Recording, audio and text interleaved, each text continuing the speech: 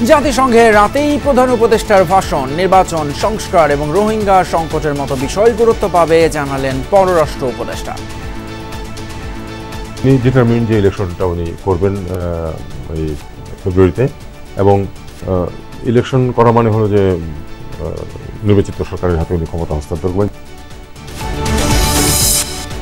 দেশবাসীর সংশয় দূর করতে বারবার ভোটের কথা বলছেন ডক্টর ইউনূস, মনে করেন বিএনপির মহাসচিব। সরকারের ইতিবাচক মনোভাব বোঝাতেই রাজনীতিকরা সফর সঙ্গী।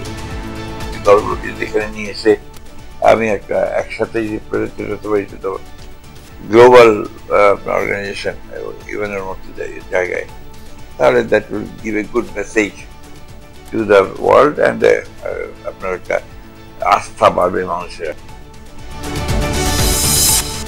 জাতীয় নির্বাচনে 59টি আসনে কখনো জয়ের দেখা পায়নি ধানের শীষ। প্রার্থী মনোনয়ন আর পরিকল্পনায় জোর দেওয়ার তাগিদ তৃণমূলের।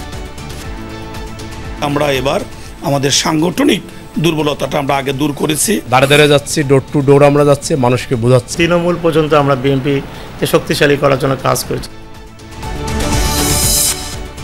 পিআর সহ 5 দফা দাবিতে জেলা পর্যায়ে জামায়াতের বিক্ষোভ। পিআর এবং শাপলা প্রতীকের দাবি প্রভাব ফেলবে না নির্বাচনে, বললেন ইসি আনোয়ারুল। 5 দিন পর পূর্বাচল থেকে বৈষম্য বিরোধী ছাত্র আন্দোলনের সাবেক নেতা মামুন উদ্ধার, কুয়েত মৈত্রী হাসপাতালে চিকিৎসাধীন।